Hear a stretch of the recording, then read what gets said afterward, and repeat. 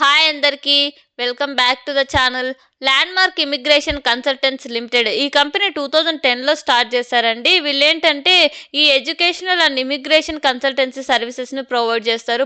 Suppose ఏదైనా students అబ్రాడ్‌లో చదువుకోవాలంటే వాటికి కావాల్సిన స్టడీ వీసా కోసం అన్ని కన్సల్టెన్సీ సర్వీసెస్‌ని ప్రొవైడ్ చేస్తారు. లైక్ వాటి ఎడ్యుకేషన్ కావాల్సిన లోన్ గైడెన్స్ కానీ, అడ్మినిస్ట్రేషన్ వర్క్ గైడెన్స్ కానీ, వీటితో పాటుగా ఏదైనా లాంగ్వేజ్ ప్రొఫిషియన్సీ టెస్ట్ కూడా వీళ్ళు ప్రొవైడ్ చేస్తారు. And next immigration consultancy services అంటే టూరిస్ట్ వీసాస్, బిజినెస్ వీసాస్ అవ్వచ్చు, అండ్ పర్మనెంట్ రెసిడెన్సీ వీసాస్ అవ్వచ్చు. ఇలాంటి వీసా సర్వీసెస్ అన్ని ప్రొవైడ్ చేస్తారు. నెక్స్ట్ వీళ్ళు ఎక్కువగా ఫోకస్ చేస్తున్నది కెనడా కంట్రీకి అండి. ఆ కంట్రీకి సంబంధించిన ఆల్ వీసా పర్పసెస్ కన్సల్టెన్సీ సర్వీసెస్ని వీళ్ళు ప్రొవైడ్ చేస్తారు.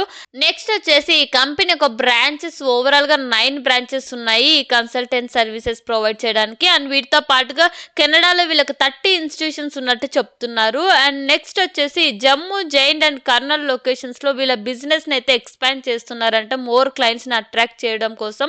అండ్ వీటితో పాటుగా 30 సెప్టెంబర్ 2024కి ఈ కంపెనీలో 128 ఎంప్లాయీస్ ఉన్నట్టు చెప్తున్నారండి. నెక్స్ట్ ఈ కంపెనీ ప్రొవైడ్ చేసే సర్వీసెస్ వైజ్గా మనం రెవెన్యూ చూసినట్లయితే స్టూడెంట్ వీసా నుంచి వీళ్ళకి 83%, and tourist and business visas నుంచి వీళ్ళకి 16%, అండ్ పిఆర్ సర్వీసెస్ నుంచి వీళ్ళకి 0.4% రెవెన్యూ వస్తున్నట్టు చెప్తున్నారండి. అండ్ ఓవరాల్గా మనం రెవెన్యూ చూసినట్లయితే 2023లో వీళ్ళకి 2000 lakhs పైగా ఇంక్రీజ్ అయితే 24కి అది 3000 lakhs పైగా ఇంక్రీజ్ అయిందండి. ప్యాట్ చూసుకున్నట్లయితే 443 lakhs ఉంటే 23లో, 24కి అది 1100 lakhs పైగా ఇంక్రీజ్ అయింది. అండ్ వీళ్ళ లోన్స్ కూడా ఇయర్ ఆన్ ఇయర్ తగ్గించుకుంటూ వస్తున్నారండి. అప్పుడు కూడా చాలా తక్కువ ఉన్నాయి. అండ్ ఈ కంపెనీ యొక్క మార్కెట్ క్యాపిటల్ వచ్చేసి 148 crores పైగా అండి. And coming to the IPO details, జనవరి 16న ఓపెన్ అయ్యి జనవరి 28న క్లోజ్ అవుతుంది. ఫేస్ వాల్యూ వచ్చేసి 10 per share అండి. ప్రైస్ బ్యాండ్ వచ్చేసి 72 per share. లాట్ సైజ్ వచ్చేసి 1600 shares అండి.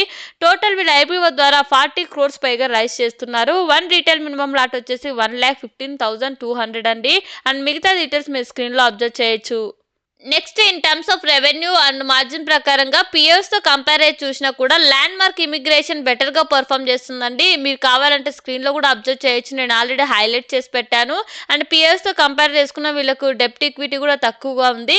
అండ్ వీటితో పాటుగా వీళ్ళు వచ్చిన వాల్యుయేషన్లో కూడా అట్రాక్టివ్గా కనపడుతున్నారు. అండ్ లోయర్ వాల్యుయేషన్లోనే ఐపీఓని కోట్ చేస్తున్నారు కాబట్టి మంచి డిమాండ్ని క్రియేట్ చేస్తుందని అనుకుంటున్నాను అండి. అండ్ ఈ ఐపీఓ ద్వారా వచ్చిన ఫండ్స్ను కూడా వీళ్ళ న్యూ బ్రాంచెస్ని ఎక్స్పాండ్ చేసుకోవడానికి, అండ్ వీటితో పాటుగా వీళ్ళ బ్రాండ్ అంటే ఈ కన్సల్టెన్సీ సర్వీసెస్కి ఎక్కువ మందికి చేరేలాగా అడ్వర్టైజ్మెంట్ కోసం, అండ్ వీటితో పాటుగా జనరల్ కార్పొరేట్ పర్పస్ కోసం యూజ్ చేస్తున్నామని చెప్తున్నారు. నెక్స్ట్ రిస్క్ ఫ్యాక్టర్స్ విషయానికి వస్తే ఈ స్టూడెంట్స్ వీసాస్ నుంచి కూడా వీళ్ళకి రెవెన్యూ ఎక్కువ వస్తుంది కదా. సో ఈ స్టూడెంట్స్ వీసాస్లో సమ్ ఫారిన్ కంట్రీస్కి సంబంధించిన పాలసీస్ చేంజ్ అయినప్పుడు ఇంపాక్ట్ పడే అవకాశం అయితే ఉంటుందండి. అండ్ అంతేకాకుండా వీళ్ళకి ఓన్లీ ఫ్రమ్ కెనడా నుంచే ఎక్కువ సేల్స్ జరుగుతున్నాయి కాబట్టి ఆ కెనడాకి సంబంధించిన పాలసీస్ చేంజ్ అయినప్పుడు కూడా బిజినెస్ మీద ఇంపాక్ట్ పడే అవకాశం అయితే కూడా ఎక్కువనే ఉంటుంది.